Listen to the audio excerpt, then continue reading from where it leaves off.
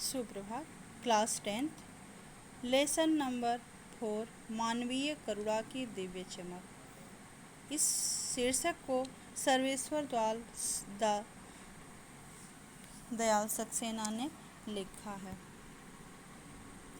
प्रस्तुत पाठ एक संस्मरण है और संस्मरण हिंदी साहित्य की अत्यंत प्रचलित और महत्वपूर्ण विधा है। किसी महान व्यक्तित्व की स्मृतियां ही कलमबद्ध होकर संस्मरण बनती हैं। रामकथा के प्रसिद्ध लेखक फादर कौमिल बुल्के पर सर्वेश्वर दयाल सक्सेना द्वारा लिखित यह संस्मरण अपने आप में एक स्मृति लेखा है उस महान व्यक्तित्व का जिसने जन्म तो पाया बेल्जियम के रैम्स चैपल शहर में, लेकिन अपनी कर्म भूमि बनाया भारत को। फादर कौमिल बुल्के जिस रैम्स चैपल में पैदा हुए वह पादरियों, धर्म गुरुओं और संतों की भूमि कही जाती है। वे भी संत थे, किंतु पारंपरिक न होकर साहित्यिक संत। लेखक का मानना है कि तब तक फादर की कृति रामकथा और फादर को याद किया जाएगा, उन्हें हिंदी भाषा और बोलियों से अगाध प्रेम रखने वाले व्यक्ति के अपूर्व उदाहरण के रूप में समझा जाएगा जब तक भारतीय लोकमानस में वास्तविक रामकथा जीवित रहेगी।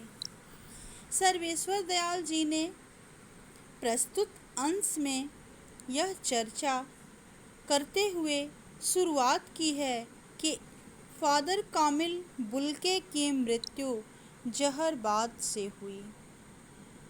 वे कहते हैं कि जो दूसरों को अमृत बांटता हो, प्रभु की आस्था ही जिसके जीवन की मुख्य वस्तु हो, उसके लिए जीवन की प्रयाण वेला में जहर क्यों? यह किस ईश्वर से पूछा जाए।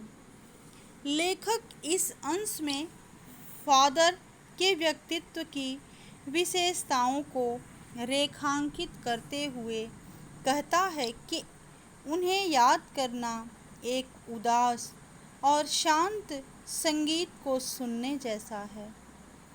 उनको देखना करुणा में स्नान के सदृश है।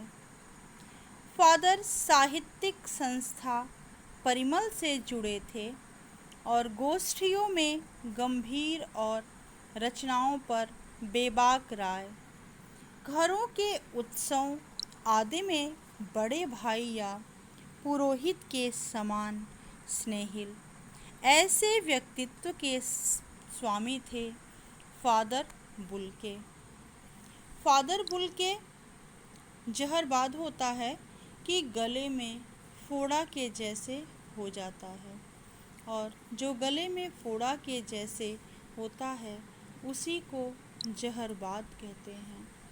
तो फादर कौमिल बुल्के की मृत्यु जहरबाद नामक बीमारी से हुई थी, और कहा गया कि जो दूसरों के रगों में इतना मिठास अमृत बांट रहा है, उसके लिए यह कैसा प्रभु की आस्था ही जिसका अस्तित्व था, उसके लिए कैसे जहर का विधान क्यों है, उसके लिए क्यों जहरबाद नामक बीमारी है। तो फादर एक बहुत ही उदार व्यक्तित्व के स्वामी थे, और इलाहाबाद की सड़कों पर फादर की साइकिल चलती दिख रही है। वह हमारे पास आकर रुकती है, लेखक कहते हैं, और मुस्कुराते हुए उतरते हैं।